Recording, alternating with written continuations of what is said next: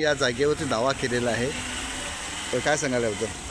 बघा, तुम्ही पाहिलं असेल की गेल्या टायमाची निवडणूक पाहिली असेल, त्या निवडणुकीचे मतदान करताना आताचं मतदान दोघांमध्ये खूप फरक आहे। त्यावेळेला जी एकसंध शिवसेना होती तिच्या 2 भाग झालेले आहेत। शिवसेना BJP तुटलेली आहे आणि आज जे शिंदेशाही आहे, शिंदे गटाकडे काही लोक गेलेले आहेत, त्यांचं मतदान केलं। आणि आत्ताच्या या निवडणुकीत तुम्ही जर पाहिलं असेल, काँग्रेस पक्षाने जे काम केलं आहे, जे लीड दिलं आहे, ते 100% काँग्रेस पक्षाने दिलेलं आहे। कारण जो मुसलमानांचा मतदार असेल, आमचा दलित मतदार असेल, हा काँग्रेसचा मतदार सगळा आम्ही त्या युती सरकारकडे आम्ही खासदारांना दिलेला आहे। त्याचं मतदेखीलही त्यांना आम्ही दिलेलं आहे आणि जे काम आम्ही केलं आहे त्यामुळे आमचा 100% दावा आम्ही या मतदारसंघावरती केलेला आहे। आणि ह्याच प्रकारे आम्ही जे होर्डिंग लावले, अभी नाही तो कभी नाही, हे त्यासाठीच लावलेलं आहे की हाच बालेकिल्ला रत्नागिरी जिल्ह्यामध्ये काँग्रेसला एक तरी सीट पाहिजे आणि जिंकणारा कोण आहे त्याला सीट द्यायचं वरिष्ठांनी ठरवलं, त्यामुळे वरिष्ठ त्याचं विश्लेषण करतील आणि काँग्रेस पक्षाला सुटेल असं मला 100% दावा।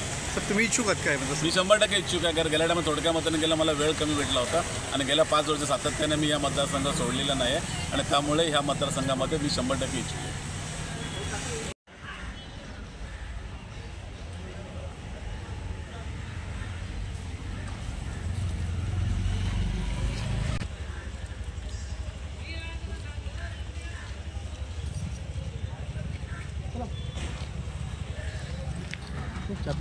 आलो येतो गाडी काय आपले सोडतोय फीड हे बॅनर लागलेत ना त्याचे।